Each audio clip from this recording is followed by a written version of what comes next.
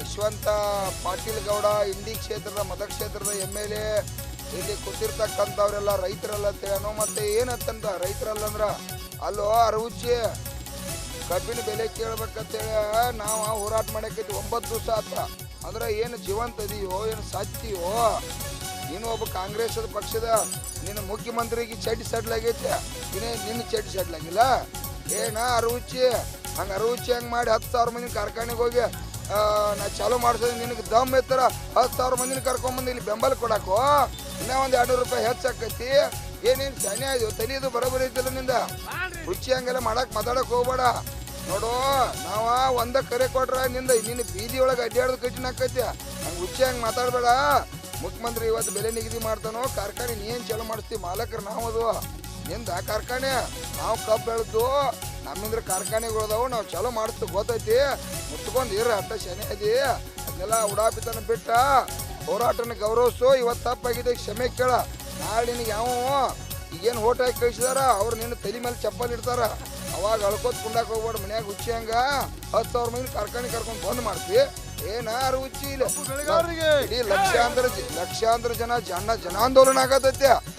ಲಕ್ಷಾಂತರ 50 ಲಕ್ಷ ಕೋಟಿ ಜನ ಬೀದಿಗೆ ಬರಾಕ್ ನಿಂತಾರ. ಕಬ್ಬು ಬೆಳೆಗಾರ ಬೀದಿಗೆ ಬಂದಾರತ್ತೆ. ನಿನಗೆ ತೋರಿಸ್ತಾನ ಬಾ ಇಲ್ಲಿ 5,000 ಟನ್ದವ್ರು 10,000 ಮಂದಿ ಬಂದಾರ. ಇಲ್ಲಿ 1,000 ಟನ್ದವ್ರು 50,000 ಮಂದಿದಾರ. ಎಟ್ ಬೇಕು ನಿನಗ?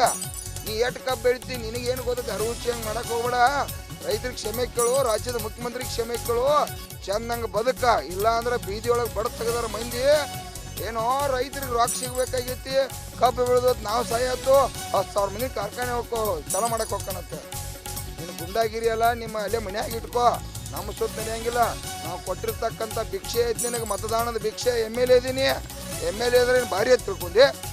ನಾವು ಓಟ ಹಾಕಿ ಕೊಟ್ಟಿರ್ತಕ್ಕಂಥ ಭಿಕ್ಷೆ ನಮ್ಮ ಸೇವೆ ಮಾಡಕ್ಕೆ ಕಳಿಸಿದ್ವು.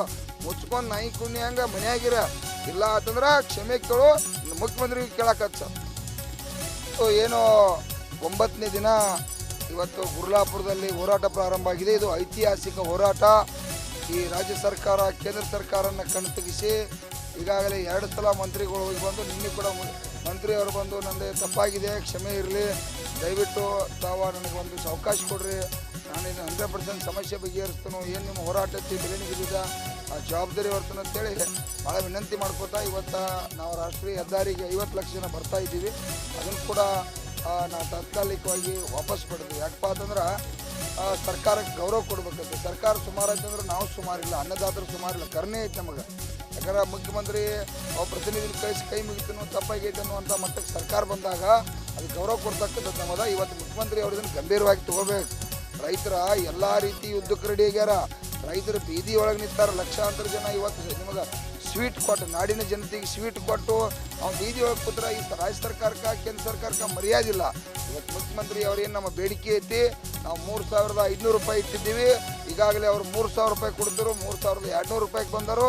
ಇವತ್ತು ಇನ್ನು 200 ರೂಪಾಯಿ ಬಗೆಹರಿಸಬೇಕಾಗಿ ನಾವು 100 ಕಡಿಮೆ ಮಾಡಿದ್ದು. ಯಾಕಂದ್ರೆ ಹಠ ಹಿಡಿದು ಬೇಡ ಅಂತೇಳಿ 3,400 ರೂಪಾಯಿ ಗೊತ್ತಾಗ ಕೊಟ್ಟ ಇವತ್ತು ರಾಜ್ಯದ ಮುಖ್ಯಮಂತ್ರಿ ಈ ಸಮಸ್ಯೆ ಇತ್ಯರ್ಥ ಮಾಡಬೇಕು. ಮಾಡದೆ ಹೋದ್ರ ಮುಖ್ಯಮಂತ್ರಿ ಹಣಿಬಾರವನ್ನ ಇವತ್ತು 10ನೇ ತಾರೀಕು 1 ಕೋಟಿ ಜನ ರಾಷ್ಟ್ರೀಯ ಹೆದ್ದಾರಿಗೆ ನಾಡಿನ ಸ್ವಾಮೀಜಿಗಳು, ನಾಡಿನ ರೈತಪರ ಸಂಘಟನೆಗಳು, ಮಾಜಿ ಸೈನಿಕರು, ನ್ಯಾಯವಾದಿಗಳು, ವಿದ್ಯಾರ್ಥಿಗಳು, ನಾಡಿನ ಇವತ್ತು ಎಲ್ಲರೂ ಕೂಡ, ಯಾಕಂದ್ರೆ ಊಟ ಮಾಡ್ತಕ್ಕಂಥವ್ರು, ಅನ್ನ ಹಾಕ್ತಕ್ಕಂಥ ರೈತ ಬೀದಿಗೆ ಬರ್ತಾ ಅಂದ್ಮಂತೆ ನಾಡಿನ ಎಲ್ಲರೂ ಕೂಡ ಒಕ್ಕಟ್ಟಾಗಿ ಈ ಬೆಂಬಲಿತವಾಗಿ ನಿಲ್ತಾ ಇದ್ದಾರೆ. ಇದು ಆಗಬಾರ್ದಪ್ಪ ಅಂದ್ರೆ ಮುಖ್ಯಮಂತ್ರಿ ಅವ್ರು ಮಾಡಬೇಕು. ಮುಖ್ಯಮಂತ್ರಿಗೆ ಸಾಕಷ್ಟು ಇವತ್ತು ಕಬ್ಬು ಬೆಳೆಗಾರ ತೆರಿಗೆ ಹಣದಾಗ ಕೂಡ ರೊಕ್ಕ ಬರ್ತೈತಿ. ಅಲ್ಲೂ ಕೂಡ ಪರಿಹಾರನ ನಾವು 1,000 ರೂಪಾಯಿ ಕೇಳಿದೀವಿ. ತಕ್ಷಣ ಇವೆಲ್ಲ ವಿಚಾರ ಗಂಭೀರವಾಗಿ ಇವತ್ತು ಸಮಸ್ಯೆ ಬಗೆಹರಿಸಬೇಕು.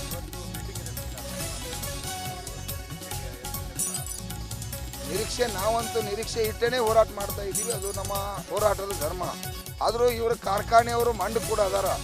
ಇವರು 7-8 ವರ್ಷದಿಂದ ಒಂದು 100 ರೂಪಾಯಿ ಕೊಟ್ಟಿಲ್ಲ. ಇವರು ಯಾಕೆ ಮಂಡತನ ಮಾಡಬೇಕು? ಪಾಪ ರೈತರ 5-6 ವರ್ಷ ಕೊಟ್ಟಿಲ್ಲ, ನಾವು ಒಟ್ಟ ತಿನ್ಕೋತದು ಸಲ ಒಂದು 500 ರೂಪಾಯಿ ಕೊಡೋಣ ಅಂತೇಳಿ ಮನಸ್ಸು ಮಾಡಿ ಮುಖ್ಯಮಂತ್ರಿಗೆ ಮಾತು ಕೊಟ್ಟು ಸಮಸ್ಯೆ ಬಗೆಹರಿಸಿ ಇವತ್ತು ಬೆಲೆ ನಿಗದಿಯಾಗಿ ನಾಳೆ ಕೂಡ ಕಾರ್ಖಾನೆ ಚಾಲೂ ಮಾಡ್ಲಿಕ್ಕೆ ನಾವು ಅವಕಾಶ ಕೊಡ್ತೀವಿ. ಅದಕ್ಕಾಗಿ ನಮಗೂ ಕೂಡ ಕಾರ್ಖಾನೆ ಚಾಲೂ ಆಗಬೇಕಾಗೈತೆ. ಕಬ್ಬು ನಮ್ಮೂ ಅದಾವ. ಯಾಕಂದ್ರೆ ಕಬ್ಬನ್ನು ಬೆಳೆದವ್ರು ನಾವು ಅದು ನಮಗೂ ಹೋಗಬೇಕು. ಕಬ್ಬ ಇವತ್ತು ಎಲ್ಲ ರಿಕವರಿಗೆ ಬಂದೈತಿ. ಇದೆಲ್ಲ ಐತಿ. ಕಾರ್ಖಾನೆ ಮಾಲೀಕರು ಅರ್ಥ ಮಾಡ್ಕೋರಿ, ಮಂಡತನ ಮಾಡಕ್ಕೆ ಹೋಗ್ಬೇಡ್ರಿ. ಇದೊಂದು ಸಲ ರೈತರನ್ನ ಉದ್ಧಾರ ಮಾಡಿರುತ್ತೆ ವಿನಂತಿ ಮಾಡ್ತೀವಿ.